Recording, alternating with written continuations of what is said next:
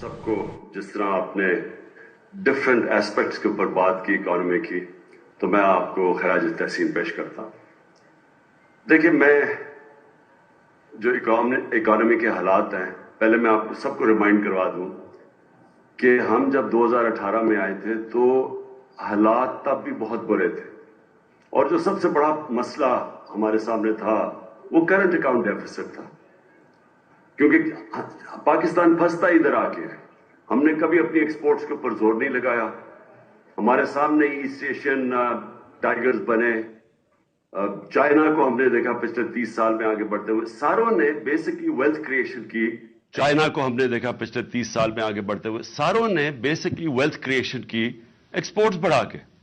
यहां तो मैंने कभी किसी को मुझे कभी किसी ने नहीं बताया कि जनाब सारे मुल्क को वेल्थ क्रिएशन एक्सपोर्ट्स को बढ़ाने के लिए सारे मुल्क को तवज्जो देनी चाहिए, क्योंकि अगर आपकी एक्सपोर्ट्स ही नहीं बढ़ेंगी तो ये जो मर्जी आप कर लें, जैसे इकोनॉमी ग्रो करेगी फंस जाएगा बढ़ा के। यहां तो मैंने कभी किसी को मुझे कभी किसी ने नहीं बताया कि जनाब सारे मुल्क को वेल्थ क्रिएशन एक्सपोर्ट्स को बढ़ाने के लिए सारे मुल्क को तवज्जो देनी चाहिए, क्योंकि अगर आपकी एक्सपोर्ट्स ही नहीं बढ़ेंगी तो ये जो मर्जी आप कर लें, जैसे इकोनॉमी ग्रो करेगी फंस जाएगा जाके करंट अकाउंट आपका, और वो फिर जब डेफिसिट होता है फिर वो सारा वो बूम बस्ट साइकिल फिर से शुरू हो जाता है। तो हमारा तब बड़ा था, और मुझे याद है कि बड़ी मुश्किलों से हमने पहला 1 साल सरवाइव किया। और मुझे अभी भी याद है कि अगर हमें सऊदी अरेबिया, यूएई और चाइना हेल्प ना करते तो हमारे पास पैसे नहीं थे अपनी लायबिलिटीज देने के लिए। तो वो बड़ा टाइमली उन्होंने हमारी मदद की, और उसके बाद जैसे हम थोड़ा स्टेबलाइज हो रहे थे तो फिर कोविड-19 आ गई। तो कोरोना का मैं सिर्फ आप सबको कहना चाहता हूं कि वो भी एक बहुत बड़ा क्राइसिस था दुनिया के अंदर। आप जब देख रहे हैं कि कैसे लोगों ने कोप किया है कोविड-19 से, तो जो हमारा उस वक्त था वो हमारा एक बहुत ही बड़ा डायलेमा था सामने, कि अगर हम लॉकडाउन लगा देते, जो उस वक्त मेरे ऊपर सारी दुनिया से, यानी मुल्क से प्रेशर था, लेकिन सारी दुनिया में देख रहे थे कि इटली, स्पेन और फिर इंग्लैंड के ऊपर लॉकडाउन्स लग रहे थे, तो मुझे सारे जोर लगा रहे थे कि जी आप भी लॉकडाउन लगाएं, और बड़ी तनकीद हुई मेरे पे। लेकिन मेरा तो बेसिक सवाल ये था कि पहले ही हमारी इकोनॉमी हमने 1 साल स्टेबलाइज करते करते उसको बिल्कुल स्क्वीज कर दिया था, हमारी ग्रोथ रेट बिल्कुल गिर चुकी थी। तो उसके बाद हम कोविड में अगर शटडाउन कर देते अपनी इकोनॉमी, तो यहां तो लोगों ने भूखे मर जाना था। और प्लस कभी भी किसी ने मुझे जवाब नहीं दिया। मैं सबसे पूछता था कि दिहाड़ीदार का क्या बनेगा, जो पैसा कमा के बच्चों को खिलाता है, तो किसी के पास जवाब नहीं था इसका। एनीवे, वहां हमने बड़े बोल्ड फैसले किए, और मुझे बड़ा फख्र है अपनी सारी टीम पे कि हमने बड़े इनोवेटिव किस्म के फैसले किए। मैंने खुद फिर वो जो आईएमएफ की हेड थी उनको मैंने खुद टेलीफोन करके बड़ी मुश्किल से कन्विंस किया कि हमें जो आईएमएफ का प्रोग्राम है उससे हमें आपको थोड़ी लीवे देनी पड़ेगी, नहीं तो हमारे यहाँ लोग भूखे मर जाएंगे। और उससे फिर कन्विंस करके हमने अपनी एग्रीकल्चर के ऊपर पूरी खासतौर पे कंस्ट्रक्शन रियायत ली, इंसेंटिव्स लिए, और हमने हमारी उसके अंदर जो ग्रोथ हुई उसने एक्चुअली रोजगार भी बचा दिया लोगों का, और हमारी जो ग्रोथ रेट थी उसको भी आहिस्ता आहिस्ता पिक करना शुरू किया। और जो तीसरा और चौथा साल था उसके अंदर डिस्पाइट कोविड हमारी जो मेंशन किया होगा 5.7% ग्रोथ रेट थी, और जो आखिरी साल में 6% थी।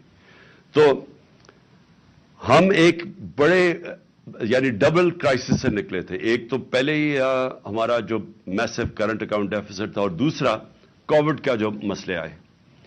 अब क्वेश्चन सबसे पहले जरूर पूछना चाहिए कि उधर से जब ये रजीम चेंज की गई तो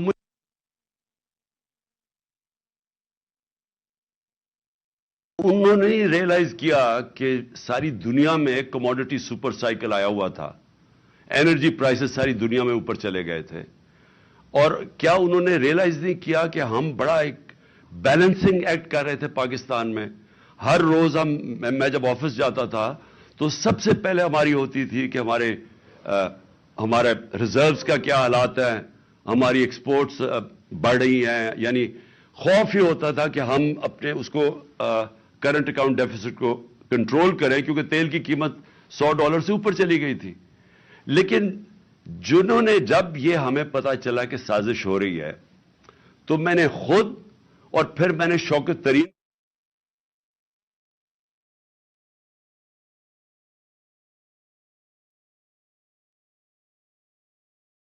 کنٹرول نہیں ہوگی اکانومی کسی سے. یہ اس کا جو امپیکٹ پڑے گا پولیٹیکل ڈی اسٹیبلائزیشن کا, تو اس کا ڈائریکٹ امپیکٹ آپ کی اکانومی پہ پڑے گا, اور وہ آگے فریجائل قسم کا بیلنس ہے اور ساری دنیا میں ایشوز ہیں. تو یہ جو اکنامک مینیجرز جن کو ہماری جگہ لایا جا رہا ہے, ان کا تو ٹریک ریکارڈ 30 سال کا ہے. وہ کون سا گولڈن ایرا تھا جب انہوں نے کوئی اکانومی کو بڑا اچھا سنبھالا تھا؟ کیونکہ 90s کے اندر ڈاکٹر عشرت حسین اپنی کتاب میں لکھتے ہیں کہ 90s سے پہلے پاکستان تو سارے سب کانٹیننٹ میں اکنامک انڈیکیٹرز پاکستان کے بہتر تھے. 90s میں ہم پیچھے جانا شروع ہوئے جب سے یہ دو خاندان آئے ہیں. تو ان کا کون سا ٹریک ریکارڈ تھا کہ انہوں نے کسی ملک کو, اکانومی کو سنبھالا تھا, کہ ان کو پھر لایا جا رہا تھا؟ اور وہی جو آج ہوا ہے یہ ہونا ہی تھا. اور میں نے اس سے 5-6 مہینے پہلے میں نے یہی پریڈکٹ کیا تھا کہ یہ جو گورنمنٹ آئی ہے, انہوں نے ملک کو ڈیفالٹ کی طرف لے جانا ہے. اور میرے اوپر انہوں نے کہا جی آرٹیکل 6 لگا دینا چاہیے, غدار ہے یہ ملک کا. تو آج اب جدھر ہم کھڑے ہیں, کوشچن تو اب یہ ہے کہ اسے نکلنا کیسے ہے. نمبر 1 چیز, جب تک اس ملک کے اندر پولیٹیکل سٹیبلٹی نہیں آئے گی, کوئی بھی آپ جینیس لے آئیں اکانومی کا, وہ آپ کچھ نہیں کر سکتا. کیونکہ جو اکانومی ہے, اکانومی ڈائریکٹلی ساری دنیا کے اندر وہ ڈیمانڈ کرتی ہے سرٹنٹی.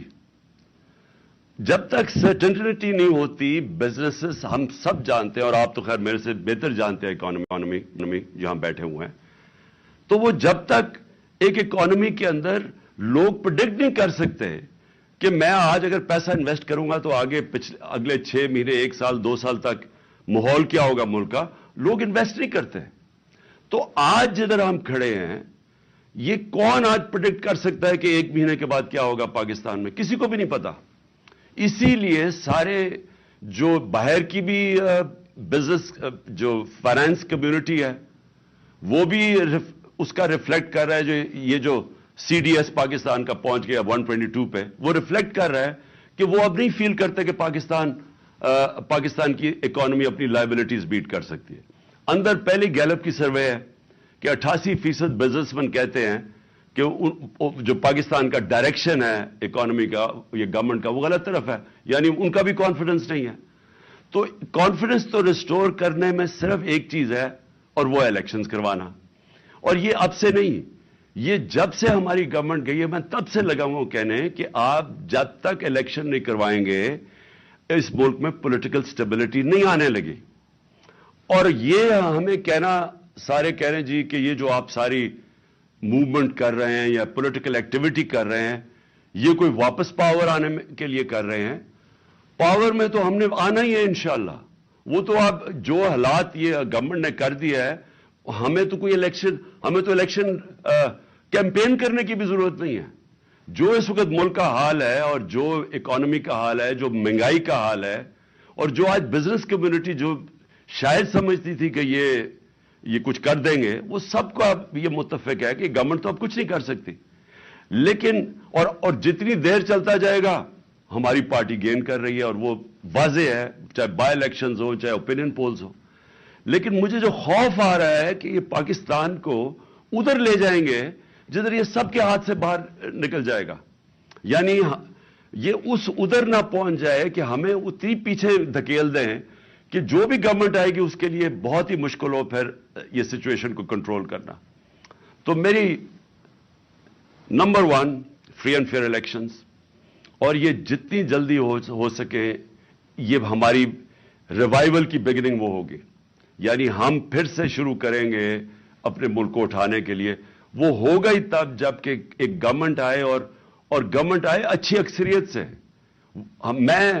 مجھے اگر کسی نے پوچھا کہ جی آپ اگر پھر سے آپ کو موقع ملتا 2018 میں تو آپ کیا کریں گے، تو ود ہائنڈ سائٹ میں کبھی گورنمنٹ نہ لیتا، کیونکہ ایک طرف اکنامک چیلنجز بڑے تھے، دوسری طرف پاکستان کے اندر رول آف لا نہیں ہے، تو کمزور گورنمنٹ کے ساتھ تو یہ آپ کر ہی نہیں سکتے، رول آف لا ہی نہیں اسٹیبلش کر سکتے، آپ یہ اکنامک چیلنجز فائٹ کر ہی نہیں سکتے جب تک آپ کی اسٹیبل گورنمنٹ نہ ہو۔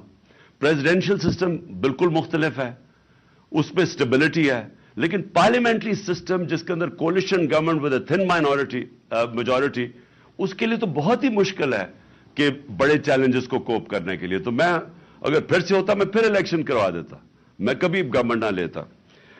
تو میں اب سمجھتا ہوں کہ ایک گورنمنٹ آئے ود اے کلیئر میجورٹی، اور وہ پھر سب سے پہلے رول آف لا امپلیمنٹ کرے۔ میں ایک اکانومی کی اب بات کر رہا ہوں، اکانومی جو ہے، جو پاکستان کی اکانومی کے مسائل ہیں وہ ریلیٹڈ ہے رول آف لا سے۔ جب تک رول آف لا نہیں ہوتا آپ کی گورننس ٹھیک نہیں ہو سکتی۔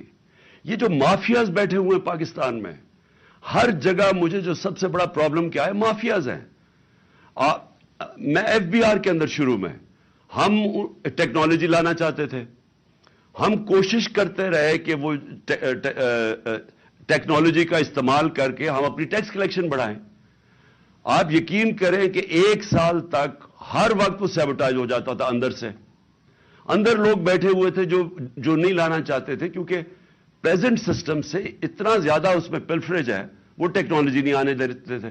جب اینڈ میں مجھے افسوس یہ ہے کہ جب فائنلی ہم نے یہ بریک ڈاؤن کر کے اور ہم پہنچ گئے ٹریک اینڈ ٹریس سسٹم پہ، یہ جو سیلز ٹیکس کی ایویژن ہے وہ بلینز اور بلینز میں ہے، وہ ہم نے جب ٹیکنالوجی وہ لے آئے، اور دوسرا پھر ہم نے یہ ڈیٹا بیس نادرا کے ڈیٹا بیس سے ٹیلی کر کے، شوکت تری نے پتہ نہیں مینشن کیا یا نہیں، ہم نے آئیڈینٹیفائی کیے ٹیکس پیئرز جو کہ اچھے لائف سٹائل ان کا تھا لیکن زیرو ٹیکس دیتے تھے، وہ ہم نے بیس بڑھانے کے لیے ادھر ہم پہنچے، تو انفارچونیٹلی تب ہماری گورنمنٹ گرا دی گئی۔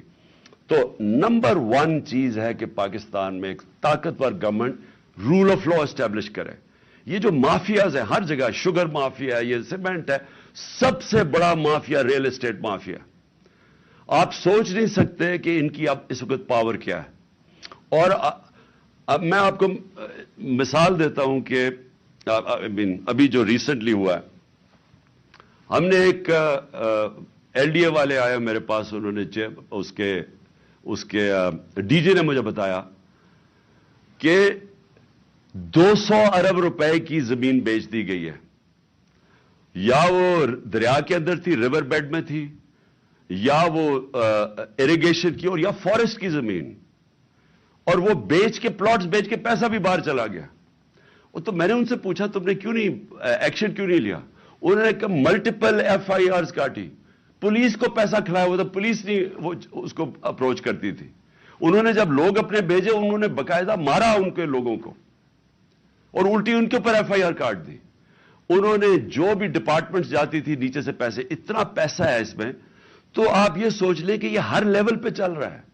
اور آپ امیجن کریں پیسہ کتنا ہے پاکستان میں، کہ یہ جب میں نے سی ڈی ایف بڑی مشکلوں سے ہم نے کیڈسٹرل میپنگ کروائی، وہ بھی دیر لگی، ڈیلے کرتے رہے، تو جب ہم نے وہ میپنگ کروائی، یعنی ڈیجیٹلائزیشن کی، ہم نے لینڈ ریکارڈز کی، تو صرف اسلام آباد میں 1200 ارب روپے کی زمین کے اوپر قبضہ ہوا ہے، گورنمنٹ کی زمین کے اوپر، اور یہ سارے پاکستان میں ایسے ہی ہے۔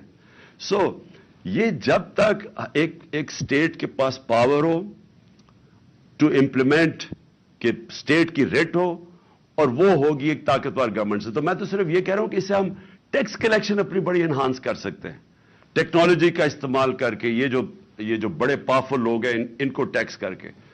اور پھر سیکنڈلی ایکسپورٹس کے اوپر، اور مجھے فخر تھا کہ ہم نے زور لگا کے میٹنگز کر کے ایکسپورٹرز سے مل کے رکاوٹیں ان کی ہٹاتے گئے، کیونکہ ہر جگہ ایکسپورٹرز کے لیے رکاوٹیں تھیں۔ تو میں نے ریئلائز کیا ہمارا مائنڈ سیٹ ہی نہیں ہے اس چیز کے اوپر۔ یعنی کئی میں آپ کو مثالیں دے سکتا ہوں کہ جدھر ایکسپورٹر ملک کو بینیفٹ پہنچا رہا ہے، ڈالرز لے کے آ رہا ہے، لیکن اس کے لیے ہر قسم کا جو ہمارا سسٹم ہے رکاوٹیں پیدا کی ہوئی تھی. تو جو ایک مائنڈ سیٹ اب چینج کرنے کی بات ہے کہ سارے ملک کو ہم نے لگانا ہے کہ ہم ڈالر کیسے زیادہ ملک میں آ سکتے ہیں. ہم نے ریمیٹنسز بڑھائی, ہم نے انسینٹیوائز کیا اپنی اوورسیز پاکستانیز کو, انہوں نے بینکنگ چینل سے پیسے بھیجے تو ریکارڈ ریمیٹنسز بھی آئیں. لیکن اس سے بہت کچھ اور ہو سکتا ہے. سب سے بڑی چیز یہ ہے کہ جب رول آف لا ہو تو ہمیں انویسٹمنٹ آئے گی باہر سے. میری کنٹینشن یہ ہے کہ 10 بلین بیرون پاکستانی ہیں. اگر ہم ان میں سے 20 لاکھ کو بھی 15 لاکھ کو بھی اگر ہم ان کو انویسٹمنٹ کے لیے لے آئیں پاکستان میں, تو وہ ہمیں, میرے خیال میں وہ اتنا زیادہ پیسہ لا سکتے ہیں کہ ہمیں ضرورت نہیں ہے کسی سے پیسے لینے کے لیے.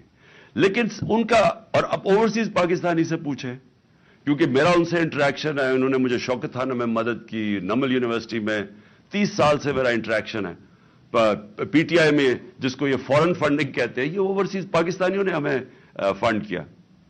آپ ان سے پوچھیں کہ کیوں نہیں انویسٹ کرتے پاکستان میں, دبئی میں چلے جاتے ہیں انویسٹ کرنے کے لیے. یہی پاکستانیز آپ دیکھیں گے ملیشیا بھی انویسٹ کرتے ہیں, پاکستان نہیں آتے. ایک وجہ ہے, کسی کو کانفیڈنس نہیں ہے کانٹریکٹ انفورسمنٹ پہ. ان کو یہ خوف ہے کہ ان کے ساتھ کوئی فراڈ ہوگا, اور ہوتے ہیں. زمین پہ ان کے قبضے ہو جاتے ہیں, پلاٹس پہ قبضے ہو جاتے ہیں. تو اگر آپ نے کوئی کاروبار شروع کرنا ہے, ان کو کانفیڈنس ہی نہیں ہے کہ یہاں ان کو پروٹیکشن ملے گی پاکستان کے انصاف کے نظام سے. میں اگر آپ کو سارا سبب کر دوں اینڈ میں, کہ دیکھیں جو جدھر یہ لے کے جا رہے ہیں پاکستان کو, مجھے افسوس سے کہنا پڑتا ہے کہ جو بھی اب گورنمنٹ آئے گی اس کو وہ سٹیپس لینے پڑیں گے جو ہم نے آج تک لیے نہیں ہیں. وہ اس کا بیسس ہوگا کہ ہم نے قانون کے نیچے, قانون کی بالادستی قائم کرنی ہے. اور یہ نمبر 1 چیز ہوگی جو, اور یہ آسان نہیں ہوگا کیونکہ جو طاقتور ہے وہ آرام سے قانون کے نیچے نہیں آتا. لیکن اگر ہم نے یہ شروع کر دیا تو جیسے جیسے لوگوں کو کانفیڈنس ہوتا رہے گا پاکستان کے جسٹس سسٹم میں, تو یہاں انویسٹمنٹ کی کوئی کمی نہیں ہے. کیونکہ 22 کروڑ لوگ ایک بہت بڑی مارکیٹ ہوتی ہے. یہ مجھے سیمنز کا مجھے چیئرمین ملا ادھر ڈیووس میں, تو وہ میرے سے پوچھ رہا تھا کہ کیوں نہیں سارے اس وقت ساری دنیا کی بڑی بڑی ملٹی نیشنلز کے ہیڈ کوارٹرز پاکستان میں ہونے چاہیے. آپ کا 22 کروڑ کی آپ کی آبادی ہے, لیکن آپ اس کو جب آپ آگے بڑھیں گے تو ایونچلی وہ آ جائے گا کہ ان کو پاکستان کے سسٹم میں کانفیڈنس نہیں ہے. تو ایک ہمیں سٹیبلٹی چاہیے, ایک گورنمنٹ آئے جو کہ 5 سال کے لیے آئے اور سٹیبل گورنمنٹ ہو. اس کے بعد وہ انفورس کرے رول آف لا, جس کے اندر بزنس کی پروٹیکشن کے لیے کانٹریکٹ انفورسمنٹ. اس کے لیے اگر آپ اسپیشل کورٹس بھی بنانے پڑیں, لیکن جو ایکسپورٹ انڈسٹری, جو بھی انویسٹ کرتا ہے ہماری ایکسپورٹ انڈسٹری کے اندر, ان کو اسپیشل انسینٹیوائز کریں. جو بھی آگے سے اگر کبھی, جو میرے سے ایک غلطی ہوئی وہ اینڈ میں ہم نے کرنے کی کوشش, مجھے شروع میں کرنا چاہیے تھا کہ آگے سے جو بھی ہم اب ایمنسٹی کبھی دیں تو ایمنسٹی صرف ایک ہونی چاہیے کہ جو بھی اپنا پیسہ انڈسٹری میں لگائے گا اسی کا صرف وہ بلیک کا پیسہ وائٹ کر سکتا ہے. یعنی ہم سارا ڈائریکشن اپنے ملک کا ویلتھ کریشن میں لگائیں, انڈسٹری میں لگائیں. بزنسز کی رکاوٹیں جو ہم دور کر رہے تھے اسمال اور میڈیم انڈسٹری کے لیے, ہم نے خاص طور پہ اینڈ میں میٹنگز دیتا تھا, ان کی گلوٹین کرتے تھے, جو ڈفرنٹ ریگولیشنز ہیں جو ان کے لیے کاسٹ آف ڈوئنگ بزنس میں اضافہ کر دیتے تھے. اور میں آخر میں یہ کہنا چاہتا ہوں کہ دیکھیں میرا جتنا بھی یہ 3.5 سال میں نے دیکھا کہ اتنا زیادہ پوٹینشیل ہے یہاں. نمبر 1 ٹورزم, جتنا ٹورزم کے اندر, کیونکہ میں انفارچونیٹلی کووڈ کے 2 سال آ گئے جس میں دنیا میں ٹورزم افیکٹ ہوئی, لیکن میں آپ کو یہ بتا رہا ہوں کہ پاکستان میں ایسی ایسی جگہیں ہیں, اور ہم نے ایک پورا پلان بھی کیا ہوا ہے ایک سکردو کے اندر ایک جگہ کہ پوری ریزورٹ بنے, کیونکہ وہ ایسی ایسی جگہ ہماری. آسٹریا سے میرے پاس ٹورزم کے لوگ آئے, انہوں نے کہا کہ Pakistan could become the next skiing centre in the world, کیونکہ وہ گلوبل وارمنگ سے برفیں پگھلتی ہیں جلدی یورپ کے اندر, تو پاکستان کی ہائٹس اتنی زیادہ. سو ٹورزم ایک ہے, ہر قسم کی ریلیجس ٹورزم ہے، وہ سارا ہمارا جو کوسٹ لائن ہے وہ ساری ورجن ٹیریٹری ہے، اور ماؤنٹن ٹورزم. اور تیسری چیز کہ پاکستان کے اندر جو ہم نے کبھی زور نہیں لگایا کنیکٹیوٹی کا، وہ ہم اینڈ میں کوشش کر رہے تھے. سارا سینٹرل ایشیا اس وقت پاکستان کے لیے، اور افغانستان میں اگر اسٹیبلٹی جو اب آ رہی ہے تو ہمارے لیے وہ سارا ایک ایریا وہ بھی ورجن ٹیریٹری ہے. اس کے اندر بھی اتنا زیادہ پوٹینشیل ہے جو ہم نے اینڈ میں جا کے کوشش کی تھی ایکسپلور کرنے کی. اور آخر میں یہ جو ہمارا اس وقت کرائسس ہے یہ انرجی کا، میں فرم بلیور ہوں کہ ہمیں آتے ساتھ ہی ہمیں رشین آئل لینا چاہیے تھا. ہم نے ان سے بات کر لی تھی کہ اپریل کے اندر ہم نے روس سے تیل خریدنا شروع کر دیا تھا ڈسکاؤنٹڈ ریٹ پہ جو ہندوستان کر رہا تھا. اور یہ اتنے خوف زدہ ہوتے ہیں امریکن سے، یہ ریئلائز نہیں کرتے کہ انڈیا ہمارے سامنے، انڈیا نے سٹینڈ لیا، انہوں نے پوری زور لگایا کہ انڈیا روس کا تیل نہ لے. آپ کے سامنے ہے وہ جو انڈین فورن منسٹر نے کتنی اپنے ملک کے لیے وہ کھڑا ہوا.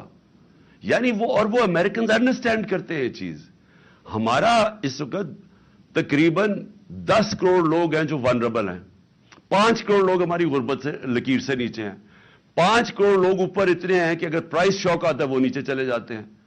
تو اس وقت جو سب سے بڑا پرابلم ہے یہ جو انرجی ڈریون انفلیشن ہے، تو ہمیں تو اس کے اوپر پورا اپنا ان کو، اور میں بلیو کرتا ہوں کہ ہم کنونس کر سکتے تھے امریکنز کو، ہم کنونس کر سکتے تھے کہ ہمیں سستا تیل آنے دو.